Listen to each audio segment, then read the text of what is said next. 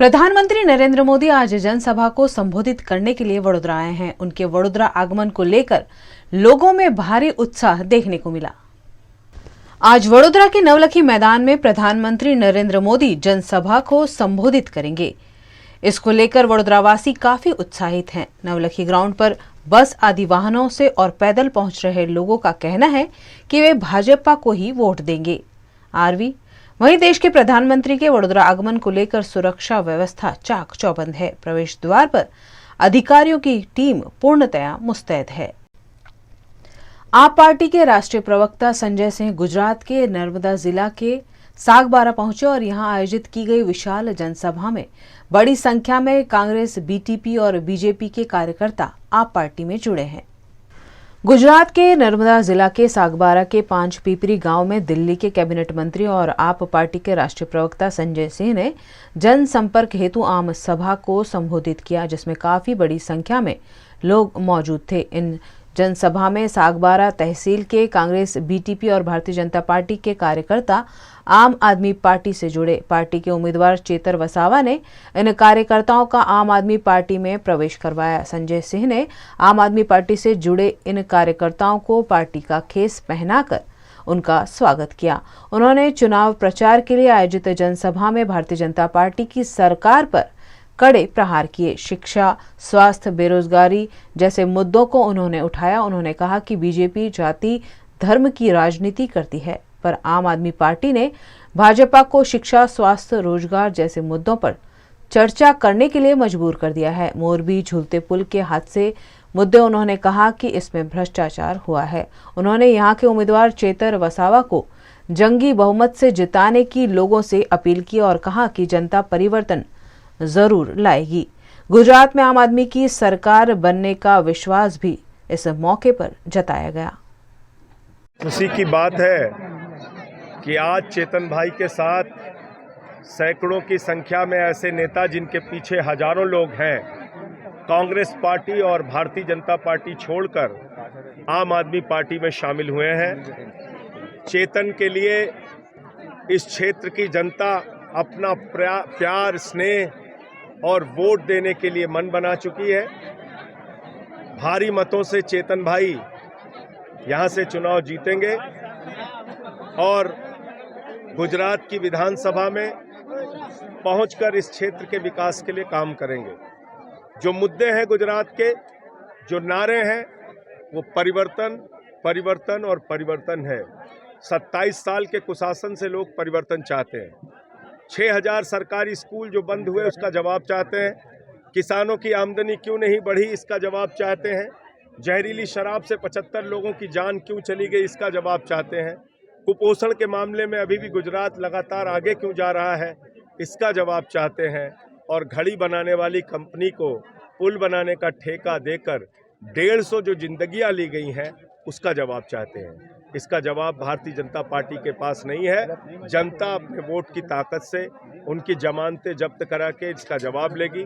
Kejriwal ji guarantee man के तौर पे जाने जा रहे हैं और उनकी गारंटी है 300 यूनिट बिजली फ्री।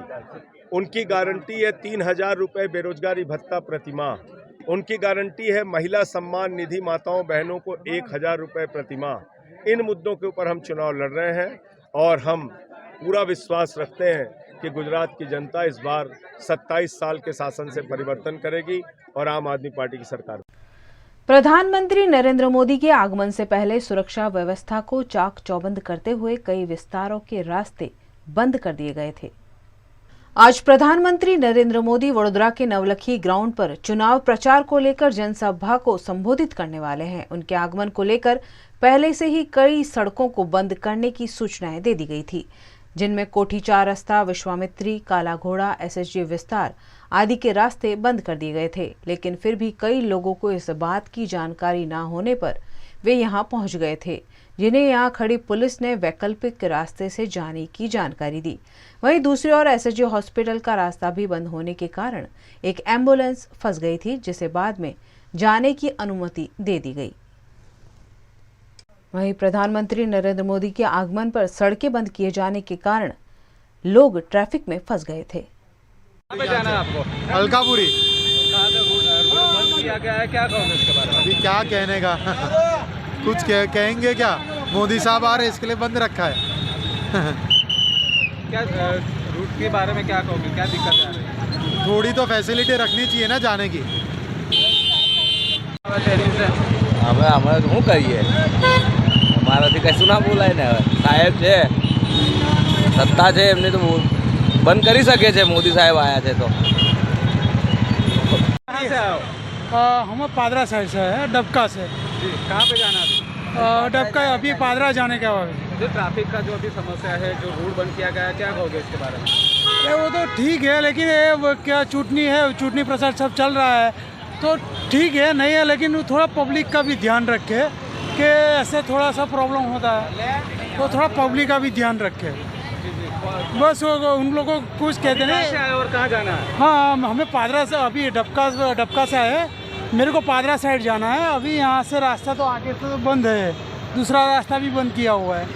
अरे रूट बंद करने से पब्लिक कितनी हैरान हो रही है वो देखिए। ये आज काला घोड़ा पे यहाँ इतने 1.5 घंटे से खड़े, नहीं पुलिस वाले को बोलने के बहाने ज़बरदस्ती की दादागिरियाँ कर रहे हैं। एक रूट तो खोलो, कम से कम जाने आने वाले की तकलीफ हो रही है, जाने वाले की काहे की तकलीफ हो रही है। रूट बंद करो तो सब बाजू का बंद करो, पुलिस वाले को भी बंद करो। पुलिस वाले को तो बिल्कुल बोलने का बात नहीं, जाने हम यहाँ खड़े रह के भी हमारे पर एहसान कर रहे हैं। कहाँ पे जाना है, कहाँ से आ रहे हो? मेरे को रावपुरा जाना है, दवाखाने में जाना है, बड़े हॉस्पिटल में। तो अभी कहाँ पे हो आप? अभी मैं काला घोड़ा पे खड़ा हूँ। क्या क्या कहा गया है यहाँ? ये कि नहीं जाना है, बस मोदी साहब आए हैं, रास्ता बंद किया हुआ है। टाइम से आप यहाँ पे खड़े हो? કલાક છે कहाँ जाना है आपको? यहाँ सिटी में. जो रूट बंद किया गया उसके बारे में क्या? क्या करने का? बंद कर दिए जबरदस्ती उन्होंने। उनको पता है कि पब्लिक को एक साइड जाना है, वन वे ही खाली चालू रखा है। अभी किसी को इमरजेंसी हो, कोई जॉब से छूटा हो, किसी का कुछ काम हो, सब काम रोक के यहाँ पे रोड के बीच में खड़ा कर दिया है उन्होंने। उनको पता है कि उनका जाने का जो टाइमिंग है वो टाइमिंग के अलावा भी दूसरे टाइम में वो लोग बंद करके बैठे हुए हैं। अभी किसी की सिचुएशन नहीं समझ रहे, वोट मांगने के लिए भी आ रहे तो इस तरह से पब्लिक को परेशान कर रहे हैं। कौन उनको वोट देगा? बहुत परेशानी। 1-1.5 घंटा हो गया यहाँ पे खड़े रह के, वन वे ही चालू है, सभी रोड बंद है, तो घर कहाँ से जाएंगे लोग, काम पे कहाँ से जाएंगे? नहीं डर लगता वो घर से काहे को निकलते हैं। हाँ, जबरदस्ती बहुत परेशानी कर रहे हैं, कब से कर रहे हैं, ना जाने भी दे रहे हैं ना आने दे रहे हैं। देखो खाली वन वे ही चालू है। कहाँ पे जाना है आपको, कहाँ पे खड़े? रावपुरा जाना है। अभी हम काला घोड़ा पे खड़े, 5 मिनट का भी रास्ता नहीं है तो भी बंद करके रखा हुआ है। 1.5 घंटे से हैरान हो रहे हो। क्या कहोगे आप? ये रोड बहुत बंद करके बहुत लोगों को बहुत परेशानी है। ये उनका कॉर्डन थोड़ा नौलखी है, थोड़ा आगे से बंद कर सिटी में जाए, ऐसा रखो। SHG हॉस्पिटल पास में किसी को दवाखाना का काम हो वो तो खोलो। आप वहाँ से एक बाजू बंद कर दो ना, एक बार जान दो ना सबको। 2 કલાકથી અમે લાઈન અહીં ઊભા છે। અમારે ઘરે જઈને અમારા બાળકો નથી, અમારે રસો બસો નહીં કરવાની। મોદી સાહેબ આવ્યા છે તો જમાડીને મોકલવાના છે અમને। મારે સામે જ જવું છે, પેટ્રોલ નથી, ગાડીનું પેટ્રોલ ખલાસ થયું, ક્યારની ફરફર કરું છું મેં। શું કહેવામાં આવ્યું અહીંથી? શું આ બધો કાયદો ખોટો છે, આ બધું નહીં ચાલે। આટલો વેલો રસ્તો બંધ ના થવો જોઈએ સાહેબ। કેટલા સમયથી તમે? હું 2 કલાકથી ઊભી છું અહીંયા, અને પછી પેલા મેડમ કહે છે કે તમને ડબ્બામાં બેસાડી દે, તમે ક્રાઇમ કરીને આવી છું તો ડબ્બામાં બેસાડી દેવાનો એનો મતલબ શું થયું? વર્દી પહેરી લીધું તો કોઈ બી કશું બી કહેશે જનતાને। જનતા છે તો મોદી છે, જનતા છે તો મોદી છે, તો મોદી ક્યાંથી આવવાનો છે? गुजरात विधानसभा चुनाव के दौरान कांग्रेस के नेता इंद्रनील राज्यगुरु आम आदमी पार्टी में जुड़ गए थे, जिस पर उन्होंने राजकोट आए राहुल गांधी से माफी मांगी। गुजरात के राजकोट में कांग्रेस के पूर्व अध्यक्ष राहुल गांधी ने शास्त्री मैदान में जनसभा को संबोधित किया। इस दौरान कांग्रेस के नेता जो आम आदमी पार्टी में चले गए थे और अब कांग्रेस में घर वापसी की है, ऐसे इंद्रनील राज्यगुरु ने भरे मंच से राहुल गांधी की माफी मांगी और कहा कि मैं भटक गया था, इसलिए आम आदमी पार्टी में चला गया था। राहुल जी, वैसे तो मेरे ब्लड में पूरी कांग्रेस भरी हुई है कितनी पीढ़ियों से। मेरे से एक गलती हो गई थी, कांग्रेस ने मुझे माफ किया, लेकिन लोगों के बीच में मैं आपकी माफी मांगना चाहता हूं। मैं भूले से भटक गया था, मैं भूले से भटक गया था, आम आदमी में चला गया था। सर जी, वहां जाके मैंने देखा एक झूठे आदमी को निकालने के लिए मैं कोशिश कर रहा था और मैं फंस गया एक दूसरे झूठे आदमी केजरीवाल जी में। मेरे सामने देखा और वो बी टीम के तौर पे काम कर रहे थे। मैंने वहां से भाग के वापस आ गया। मैं कहना चाहता हूं सब लोगों को कि उनकी बातों में मत आना। मैंने बहुत उनको करीबी से देखा है। वो कट्टर ईमानदार नहीं है, वो भ्रष्टाचारी है, मैंने देखा है। वो कट्टर राष्ट्रवादी नहीं है, वो राष्ट्र विरोधी है, ये मैंने देखा है। तो इसके लिए मुझे कांग्रेस और आप सब माफ करें, उसके लिए माफी चाहता हूं। वडोदरा की विधानसभा बैठक पर भाजपा के शैलेश मेहता के लिए दिल्ली के भाजपा सांसद मनोज तिवारी ने चुनाव प्रचार किया। वडोदरा जिला की 140 विधानसभा बैठक पर भाजपा के प्रत्याशी शैलेश मेहता दावेदारी कर रहे हैं। उनके चुनाव प्रचार के लिए दिल्ली के सांसद मनोज तिवारी डभोई पहुंचे।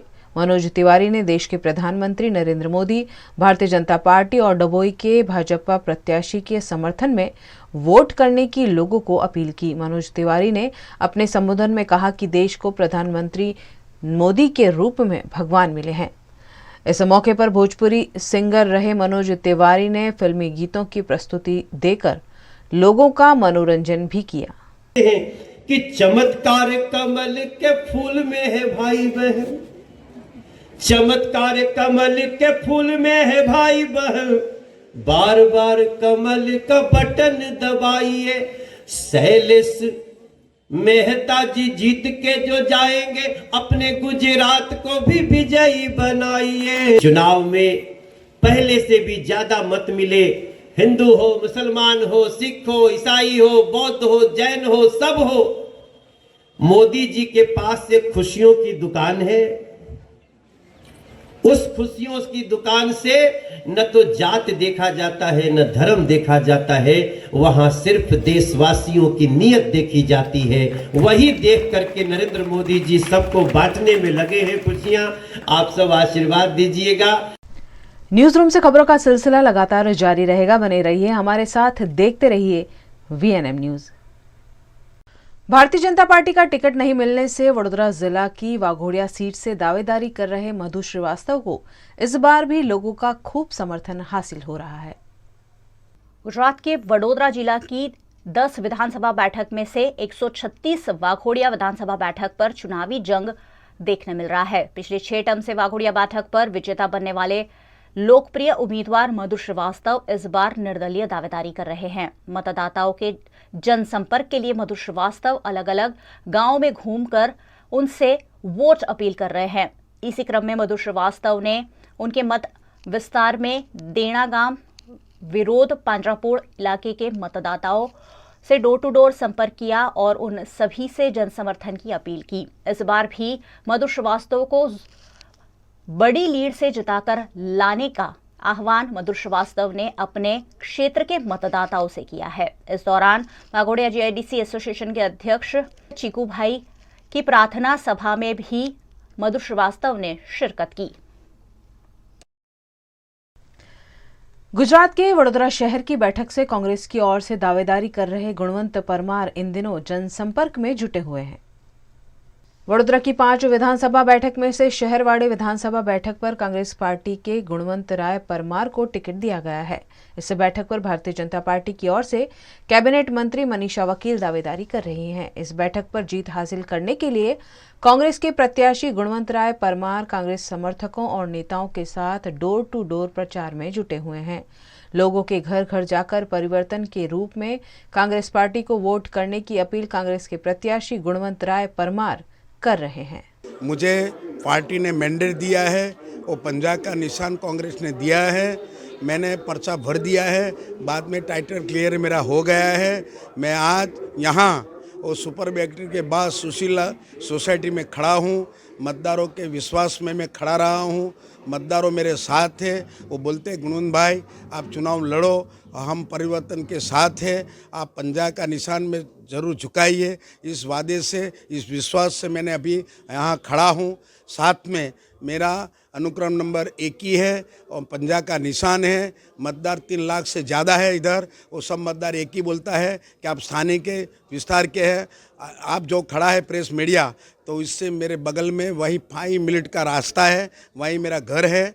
वो मैं स्थानिक उम्मीदवार हूँ, वो सब समझते हैं। इसके लिए मुझे भरोसा और विश्वास है कि आने वाले दिन में 5 तारीख को चौक्कस मुझे पंजे के निशान पे मत देंगे, मुझे भरोसा है।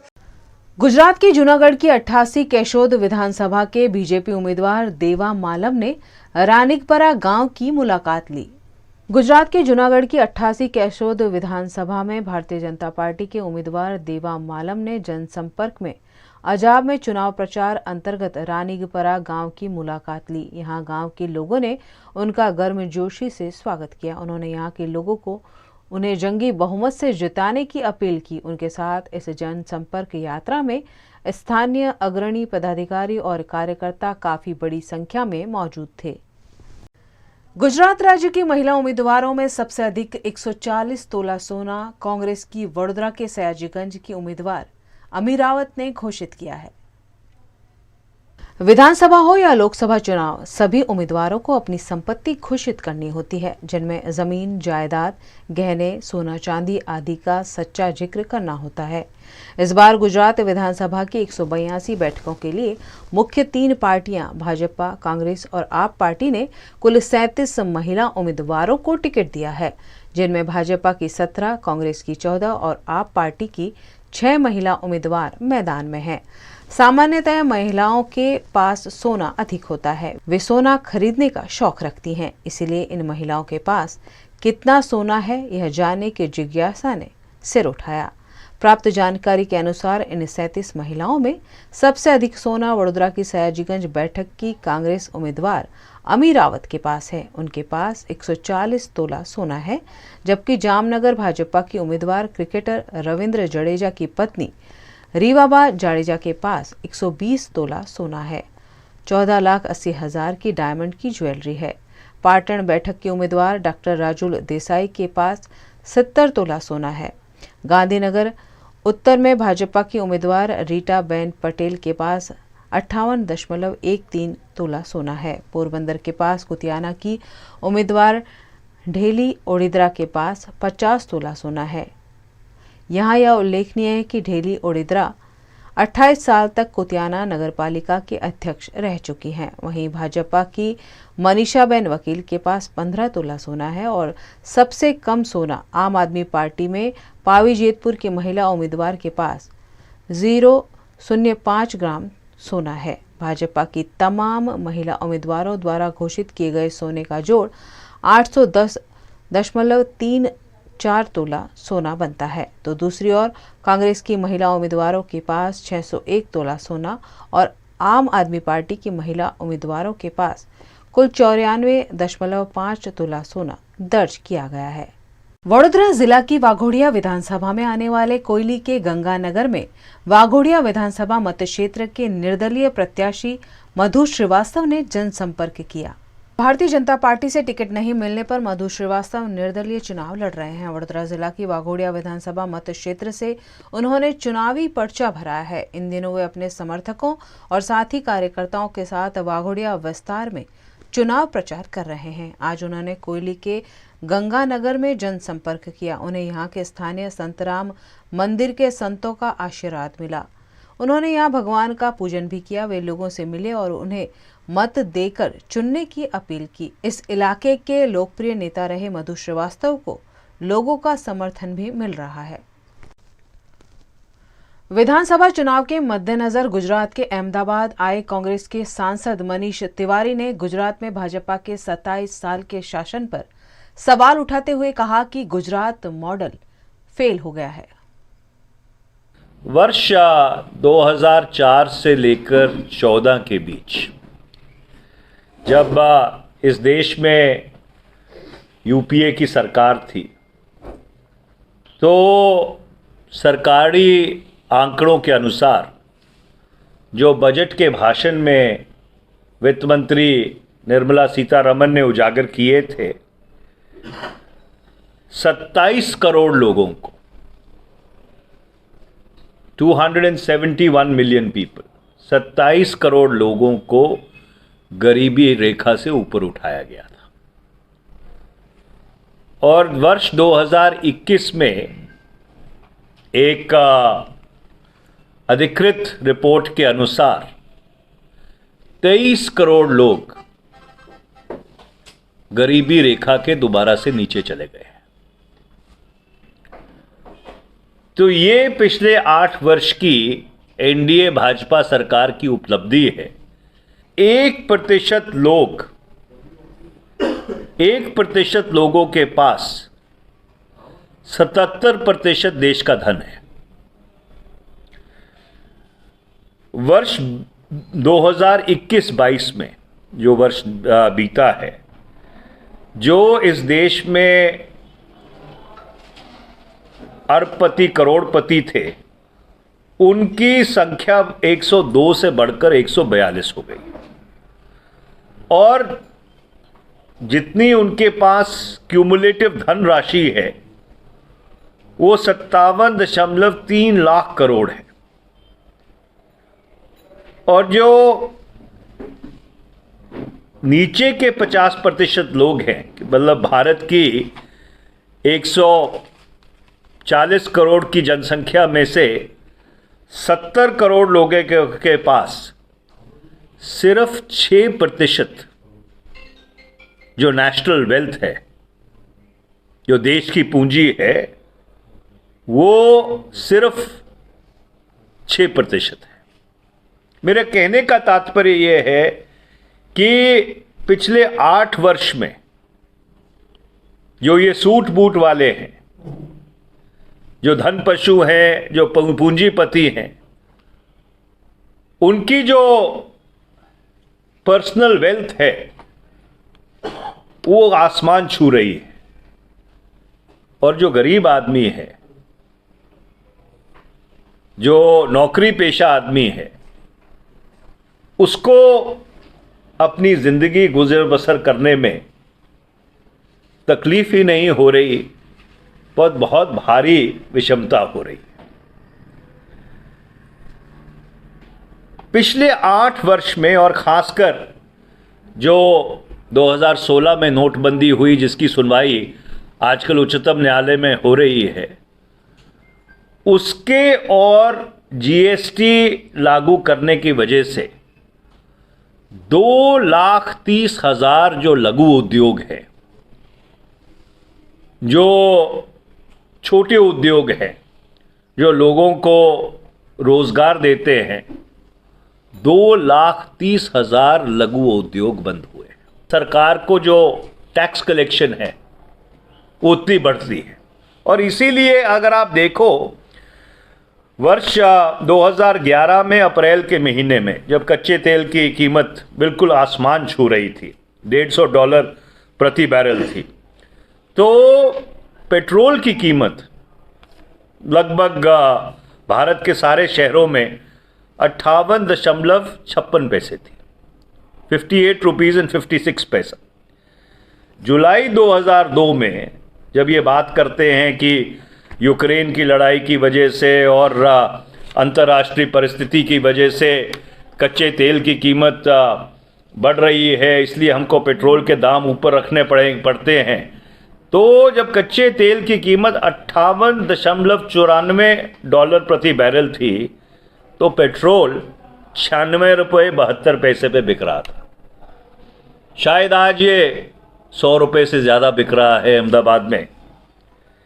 एलपीजी का सिलेंडर जो 1 मार्च 2014, जो आखिरी महीना था यूपीए सरकार का, जब अच्छे दिन की सरकार बनी, तो एक एलपीजी का सिलेंडर की कीमत 410 रुपये थी। आज वही गैस का सिलेंडर 1,003 रुपये में बिक रहा है। तो पिछले 8.5 वर्ष में जो इस देश की गृहिणी हैं, इस देश की गृहिणी के आंसू पूरी तरह से इस सरकार ने निकाले। और आप विचित्रता देखिए कि अभी जीएसटी के दाम जब बढ़ाए गए, चंडीगढ़ में जिस शहर से मैं आता हूँ, जहाँ पे वहाँ पे जीएसटी काउंसिल की मीटिंग हुई। आटा, पनीर, शाही, पेंसिल, शार्पनर, मतलब किसी को नहीं छोड़ा। मतलब चम्मच, कांटा, कड़छी तक पे जीएसटी लगा दी। और सबसे अजब बात यह है कि अगर आपने एक क्रेमेशन ग्राउंड की कंस्ट्रक्शन करानी है, शमशान घाट की कंस्ट्रक्शन करानी है, तो वो शमशान घाट की कंस्ट्रक्शन के ऊपर भी जीएसटी लगा दिया। वडोदरा जिला की वाघोड़िया बैठक पर कांग्रेस की ओर से दावेदारी कर रहे सत्यजीत सिंह गायकवाड़ का गांव-गांव में लगातार जनसंपर्क जारी है। गुजरात के वडोदरा जिला की वाघोड़िया विधानसभा से कांग्रेस पार्टी ने इस बार सत्यजीत सिंह गायकवाड़ को मैदान में उतारा है। सत्यजीत सिंह गायकवाड़ द्वारा जरोद में पार्टी कार्यालय, चुनाव कार्यालय का उद्घाटन किया गया। वाघोड़िया विधानसभा के कांग्रेस प्रत्याशी सत्यजीत सिंह गायकवाड़ ने जरोद में चुनाव कार्यालय शुरू कर यहां चुनाव की कार्यवाही को शुरू किया है। यहां वो लोगों से लगातार ग्रुप मीटिंग और लोक संपर्क कर रहे हैं। सत्यजीत सिंह गायकवाड़ द्वारा वाघोड़िया में चुनावी कार्यालय का प्रारंभ कर दिया गया है और वडोदरा तालुका के जरोद में एक और कार्यालय शुरू किया गया ताकि चुनाव प्रचार को तेजी दी जा सके। सत्यजीत सिंह गायकवाड़ को अपने जनसंपर्क के दौरान लोगों का प्रचंड समर्थन भी मिल रहा है। महंगाई, बेरोजगारी जैसे मुद्दों से त्रस्त जनता उन्हें काफी पसंद कर रही है। वाघोड़िया विधानसभा में इस बार भारतीय जनता पार्टी, निर्दलीयों और कांग्रेस पार्टी के बीच कांटे की टक्कर देखने मिल रही है। ऐसे में कांग्रेस प्रत्याशी सत्यजीत सिंह गायकवाड़ को इस बैठक पर परिवर्तन की उम्मीद है। आज जरोद वाघोड़िया विधानसभा विस्तारનો ખૂબ જ મહત્વપૂર્ણ ભાગ છે। જરોદની ડેવલપમેન્ટ કોંગ્રેસના કાળમાં માનનીય સનત મહેતા જ્યારે ફાઇનાન્સ મિનિસ્ટર હતા ત્યારે જરોદમાં જીઆઈડીસીની પ્રસ્તાવ શરૂઆત થઈ, એ જ રીતે વાઘોડિયામાં પણ જીઆઈડીસીની શરૂઆત થઈ। આ જરોદ ખૂબ જ મોટું ટાઉન છે અને અહીંયા કોંગ્રેસની ઓફિસની શરૂઆત આજે શુભ શરૂઆત કરીએ છીએ। જરોદની જનતાને હું એટલી જ અપીલ કરવા માગું છું કે આ વાઘોડિયા વિસ્તાર જે ડેવલપ થયો છે એ કોંગ્રેસની દેન છે। ત્યારબાદ વાઘોડિયામાં જે રીતે પાણીના ક્ષેત્રે, આરોગ્યના ક્ષેત્રે, શિક્ષણના ક્ષેત્રે અને નોકરીના ક્ષેત્રે આટલી બધી જીઆઈડીસી હોવા છતાં પણ, આટલી બધી કંપનીઓ હોવા છતાં પણ વાઘોડિયા યુવકોને અન્યાય થાય છે। યુવકોને નોકરી મળતી નથી। પરપ્રાંતિયો અહીં વધારે નોકરી મેળવી જાય છે, ત્યારે ડિગ્રી મેળવીને પણ લોકોને અહીંયા જે સંસ્થાઓ કોંગ્રેસના કાળમાં ઊભી થઈ, એ ઊભી થયેલી સંસ્થાઓમાંથી છોકરાઓને ડિગ્રી મળે છે પણ નોકરી મળતી નથી। તો હું ધારાસભ્ય થઈશ તો વાઘોડિયાના તમામ ઇન્ડસ્ટ્રીઝમાં જે પણ રિક્રુટમેન્ટ થશે એમાં 80% રિક્રુટમેન્ટ કાયદેસર ફરજિયાત વાઘોડિયા યુવાનોની થાય એની હું તકેદારી લઉં છું, એવું હું પ્રોમિસ કરું છું। गुजरात के वडोदरा के मकरपुरा में कार्यरत शिवम बालवाड़ी द्वारा बाल दिवस के उपलक्ष्य में बाल मेले का आयोजन किया गया। बाल दिवस के उपलक्ष्य में वडोदरा के शिवम बालवाड़ी मकरपुरा द्वारा बाल मेले का आयोजन किया गया, जिसमें विविध मुख्य इवेंट्स आकर्षण का केंद्र रहे। यहाँ बच्चों के लिए game zone, film show, tattoo art, music corner, clay work, selfie booth और फूड कॉर्नर का इंतजाम किया गया था। इस मौके पर तकरीबन 60 अभिभावक और 90 से अधिक बच्चे मौजूद थे। सबने इस बाल मेले को खूब एंजॉय किया और इस बाल मेले की प्रशंसा की। गुजरात विधानसभा चुनाव के मद्देनजर भारतीय जनता पार्टी के राष्ट्रीय प्रवक्ता सुधांशु त्रिवेदी ने गुजरात के राजकोट में मिनी कमलम का दौरा करते हुए पत्रकार परिषद को संबोधित किया। गुजरात में विधानसभा चुनाव के मद्देनजर इन दिनों भारतीय जनता पार्टी के सभी राष्ट्रीय नेता गुजरात में चुनाव प्रचार कर रहे हैं। इसी के तहत भारतीय जनता पार्टी के राष्ट्रीय प्रवक्ता सुधांशु त्रिवेदी भी राजकोट आए। यहां उन्होंने मिनी कमलम का दौरा करते हुए कहा कि जनसंघ की स्थापना राजकोट से ही हुई थी। इस मौके पर उन्होंने भारतीय जनता पार्टी द्वारा किए गए विकास कार्यों की सूची को लोगों के सामने बयान किया। हम सभी जानते हैं कि राजकोट की इस धरती का गुजरात की राजनीति में क्या महत्व रहा है। चाहे जनसंघ के रूप में इस गुजरात में सबसे पहले हमारी पार्टी की जो स्थापना हुई वो इसी जिले में हुई। श्री नरेंद्र मोदी जी पहली बार विधायक बने तो यहीं से बने, अनेक मुख्यमंत्री यहां से हुए, परंतु आज आप देखें कि जब केंद्र में हमारी सरकार आने की स्थिति बनी तो पहली बार राजकोट को all India institute of medical sciences मिला, अंतर्राष्ट्रीय इंटरनेशनल एयरपोर्ट मिला। आज सोमनाथ से लेके यहां तक 6 लेन एक्सप्रेस हाईवे कंप्लीट होने वाला है। चाहे अहमदाबाद से राजकोट तक जो रेल रूट है उसका इलेक्ट्रिफिकेशन हो गया, यानी विकास के नए स्वरूप देखने को मिले। उस क्षेत्र में महिलाएं सर के ऊपर जल की गगरी भर के ले जाती थी, महिलाओं को भी उस बोझ से मुक्ति मिली। आपने देखा पहली बार ऐसा हुआ है, भारतीय वायुसेना के लिए हवाई जहाज बनाने की एयरबस के साथ कोलैबोरेशन की फैक्ट्री गुजरात में शुरू हो रही है। पहला फाइनेंशियल टेक सिटी अहमदाबाद में शुरू हो रहा है। ये विकास के नए सोपान हैं जो गुजरात में हमारी भारतीय जनता पार्टी की सरकार में भूपेंद्र पटेल जी के नेतृत्व में और मोदी जी के मार्गदर्शन में हमें प्राप्त हुए।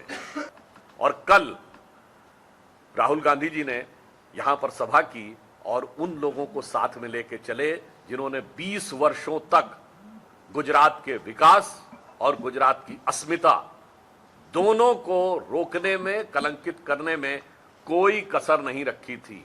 इसलिए मुझे यह लगता है कि आने वाले समय में गुजरात की जनता यह बताएगी कि किसकी क्या औकात थी। और राजकोट की जनता के तो मेरे विचार से यह बात दिल को छू गई होगी, क्योंकि वो सारी स्थिति तो उन्हीं के द्वारा निर्मित है। और उस धरती से तो मुझे ऐसा लगता है यदि गुजरात की जनता पिछले सभी कीर्तिमानों को तोड़ते हुए सबसे बड़े जनादेश से भारतीय जनता पार्टी को जिताएगी तो मुझे लगता है कि राजकोट की जनता उसमें भी सबसे अग्रणी स्थान पर नजर आएगी। एकांकी विश्व प्रवासिनी के नाम से सुप्रसिद्ध लेखिका प्रीति सेन गुप्ता वडोदरा आई। वडोदरा में विश्वामित्री कथा कहानी ग्रुप है, जिसकी महीने में एक बार बैठक होती है और स्वलिखित और अन्य लेखकों की कहानियों पर बात होती है। इस संस्था की माननीय सदस्य निर्जरी बहन के घर मेहमान बनी विश्व प्रवासिनी प्रीति सेन गुप्ता विश्वामित्री ग्रुप के सदस्यों से मिली। उन्होंने पृथ्वी के 7 खंडों की मुलाकात की है और यह यात्रा अब भी निरंतर जारी है। उन्होंने अपनी यात्रा के अनुभव कहानी, कविता, निबंध, लेख के रूप में लिखे हैं। अब तक वे 51 पुस्तकें लिख चुकी है। उनके चेहरे पर उम्र ने असर नहीं दिखाया है। उन्होंने सभी के सवालों के जवाब आत्मीयता से दिए। वे विश्व भ्रमण करने वाली भारत की पहली गुजराती महिला हैं। उन्होंने उत्तर दक्षिण दोनों ध्रुव की यात्रा अकेले ही की है। उत्तर ध्रुव पर पहुंचने वाली पहली महिला हैं। 2006 में उन्हें कुमार स्वर्ण चंद्र से नवाजा गया। उनसे मिलकर सभी को बेहद प्रसन्नता हुई। मारा घर में हूँ जन्मी ते पहलाथी मारा माँ बाप आ देश में એટલે ભારતમાં પ્રવાસ કરતા હતા અને પછીથી સ્કૂલમાં હતી ત્યારે ઘરમાંથી અમે વર્ષમાં 2 કે 3 વાર બહાર જતા, અમદાવાદની બહાર. એટલે એક શોખ મારા ઘરમાં બધાને હતો, તે કદાચ મારામાં આવ્યો. પણ પછી ડેવલપ થોડું વધારે એ રીતે થયું કે હું એકલી ફરતી થઈ, કે જે મારા ઘરમાં કોઈ એવું નહોતું કરેલું. કોઈ બધા પતિ પત્ની સાથે જાય કે મારા બહેન બનેવી હોય કે ભાઈ ભાભી હોય, પણ હું એકલી ફરતી થઈ. એટલે એ મારામાં કઈ રીતે હું કહી નથી શકતી કે એ એવી ઈચ્છા અથવા તો એવી હિંમત, પણ મેં કોઈ સાથે આવે તો જ જવું એવું કોઈ દિવસ વિચાર્યું નહોતું. મારે જવું જ હતું, તેથી હું જવા માંડી એમ, એકલી પણ એકલી. અને પછી બંગાળીમાં એક ફ્રેઝ છે એકાઈ એકશો, એટલે કે હું એકલી જ 100 જેટલી છું, એવું એક ફ્રેઝ છે. વિશ્વના એમ કે 7 ખંડ આખી ધરતી ફર્યા છો આપ, અને સૌથી પહેલું નોર્થ પોલ ને સાઉથ પોલ, જ્યાં એમ કે માણસની દ્રષ્ટિ બહારની વસ્તુ છે, ત્યાંનો અનુભવ આપનો કેવો રહ્યો? એટલે એન્ટાર્કટિકા જે છે ને, એન્ટાર્કટિકા એક ખંડ છે અને એ 7મો ખંડ, એટલે હું 6ઠ્ઠા ખંડ તરીકે પણ ત્યાં જઈ શકી હોત, પણ મને એમ કે નહીં, એ સૌથી વધારે વિશિષ્ટ પ્રકારની જગ્યા છે, જુદી જ જગ્યા છે, એટલે એને લાયક મારે બનવું પડે. અને લાયક એટલે મારા માટે એમ કે બીજા 6 ખંડ થઈ ગયા હોય, જોયા હોય, હું ગઈ હોઉં, એ પછી હું 7મા ખંડમાં જાઉં તો હું એને લાયક બની કહેવાઉં. તો એ રીતે એન્ટાર્કટિકા હું ગઈ અને એ પછીથી મેં કંઈક મારા વાંચવામાં આવ્યું, એકચ્યુઅલી નકશામાં અથવા તો પૃથ્વીના ગોળા ઉપર તમે જુઓ, હાઈ આર્કટિક એટલે ઉત્તર આર્કટિકનો જે સમુદ્ર છે તે એટલો બધો મોટો છે કે મને થયું કે મારા માટે આ 7.5મો ખંડ છે. એટલે કોઈક વાર મને એમ વિચાર આવે કે વામનના જેમ 3.5 પગલાં હતા તેમ આ 7.5 ખંડ મેં મારે માટે કર્યા. એટલે હું પછી ત્યાં ગઈ એમ કે એ પણ તો મને એમ કે નોર્થ પોલ, ઉત્તર ધ્રુવ અને દક્ષિણ ધ્રુવના પ્રદેશ જાણે કે હું જઈ આવું તો પૃથ્વીના ગોળાને જાણે મેં બાથ ભરી હોય એવું મને મારા મનમાં એવી ફિલિંગ થતી હતી. गुजरात के अहमदाबाद में गुजरात कॉलेज निकट राष्ट्रवादी कांग्रेस पार्टी के कार्यकर्ताओं द्वारा गठबंधन को लेकर विरोध प्रदर्शन किया गया. गुजरात विधानसभा चुनाव को अब चंद दिन ही बचे हैं, लेकिन फिर भी राजनीतिक दलों के कार्यकर्ताओं में विरोध और असंतोष देखने को मिल रहा है. कुछ ऐसा ही अहमदाबाद में सामने आया, जिसमें एनसीपी के नेताओं द्वारा कांग्रेस के साथ 3 सीट पर किए गए गठबंधन को लेकर विरोध किया गया. छोटाउदेपुर, उमरेठ और नरोड़ा में किए गए गठबंधन के बावजूद उम्मीदवार से 8 से 10 करोड़ रुपए लेकर जयंत बोक्सी और अन्य उम्मीदवार को टिकट दिए जाने पर एनसीपी के महासचिव विजय यादव ने आपत्ति जताई. ये विरोध जो हो रहा है देवगढ़ बारिया में, जो एनसीपी ने जिस उम्मीदवार को मैंडेट दिया था और जिस उम्मीदवार ने देवगढ़ बारिया विधानसभा से एनसीपी का फॉर्म भरा था, उस आदमी ने, गोप सिंह लवार जिसका नाम है, वो आदमी ने लास्ट दिन पे फॉर्म वापस खींच लिया है. यानी 182 सीट में से कांग्रेस को 1 सीट का नुकसान हो गया है, सीधे सीधा नुकसान हो गया है, जहाँ पे कोई लड़ाई नहीं हो रही है. तो उस चीज़ का हम विरोध कर रहे हैं आज. एनसीपी और कांग्रेस ने 3 सीट पे गठबंधन किया है, जिसमें नरोड़ा, देवगढ़ बारिया और उमरेठ की सीट थी. उमरेठ से बॉस्की साहब खुद लड़ रहे थे, नरोड़ा से निकुल सिंह तोमर लड़ने वाले थे, लेकिन उनको भी कुछ टेक्निकल प्रॉब्लम होने की वजह से उनका भी भोग लिया गया है और उनको छेल्ले में फॉर्म वापस खींचना पड़ा है और किसी और उम्मीदवार को उनको लड़ाना पड़ा है वहाँ से. और आप देख सकते हो कि देवगढ़ बारिया में जो हुआ है, ठीक है, लास्ट दिन पे ये फॉर्म वापस खींच लिया है. और ये चीज़ ऐसी नहीं है, ये चीज़ में हुआ ऐसा है कि भाजपा का जो धारासभ्य है वहाँ का बच्चू खाबर, उसने 2 टर्म से वहाँ पे कोई काम नहीं किया हुआ है. पब्लिक, पूरी प्रजा वहाँ की उसके खिलाफ है.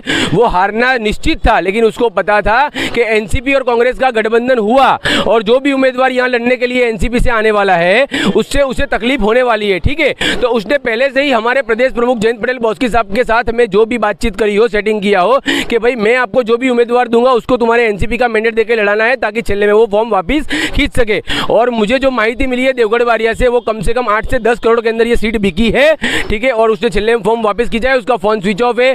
उसके घर पे कांग्रेस के वहाँ के जो भी नेता थे उन लोगों ने जाके पत्थरमारा किया है, उसके घर पे कोई मिला नहीं है. कांग्रेस में भी बहुत ज़्यादा रोष है इस चीज़ के बारे में. 182 में से 181 सीट पे आज कांग्रेस लड़ रही है, ये बहुत खराब में खराब बात है. आज सूरत के वराछा रोड पर अरविंद केजरीवाल के रोड शो और आम सभा का आयोजन किया गया था, लेकिन कार्यक्रम शुरू होने से पहले ही सूरत कॉरपोरेशन की टीम द्वारा होर्डिंग्स हटाने की कार्यवाही के दौरान घर्षण हुआ और मामला मारपीट तक पहुंचा. गुजरात विधानसभा चुनाव 2022 के प्रचार को अब बहुत ही कम दिन बाकी रह गए हैं. ऐसे में तमाम राजनीतिक पार्टियां अपने बड़े बड़े नेताओं को, स्टार प्रचारकों को मैदान में उतारकर प्रचार कर रही हैं और नेता भी अपने उम्मीदवारों को जिताने के भरपूर प्रयास कर रहे हैं. आज सूरत के वराछा रोड में केजरीवाल का रोड शो था. उसके बाद अरविंद केजरीवाल की सभा सूरत के सिग्नापुर में आयोजित होने वाली थी, लेकिन सिग्नापुर 4 रास्ता के पास अरविंद केजरीवाल की सभा से पहले ही सूरत महानगर पालिका के कर्मचारियों की टीम द्वारा आम आदमी पार्टी के बैनर, पोस्टर और होर्डिंग्स हटाए जाने से मामला गरमाया. इस कारण सूरत पुलिस और आप कार्यकर आमने सामने आ गए थे. मामला उग्र होने पर मारपीट के दृश्य नजर आए. अरविंद केजरीवाल, पंजाब के सीएम भगवंत मान और गोपाल इटालिया समेत आम आदमी पार्टी के उम्मीदवारों के होर्डिंग सिग्नापुर और उसके आसपास के चौराहों पर लगाए गए थे. इन्हें हटाए जाने के मुद्दे मामला बितका. आप पार्टी के कार्यकरों ने आरोप लगाया कि अन्य राजनीतिक पार्टियों के बैनर यहां पर काफी दिनों से लगे हैं, लेकिन आप पार्टी के बैनर क्यों हटाए गए. उनका कहना था कि राजनीतिक वजह से ही आप पार्टी के बैनर हटाए गए हैं। गुजरात विधानसभा में चुनाव के बाद जीतकर आने वाले नए विधायकों के लिए 3 बेडरूम समेत 9 कमरों के फ्लैट्स गांधीनगर में बनाए जा रहे हैं।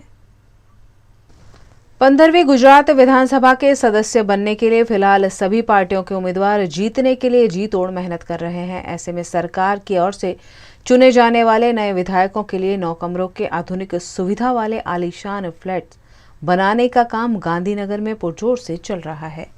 गुजरात में विधानसभा चुनाव की तारीखों के ऐलान से 6 दिन पहले ही यह टेंडर फाइनल कर दिया गया था और 276 करोड़ रुपए का प्रोजेक्ट तैयार किया गया है।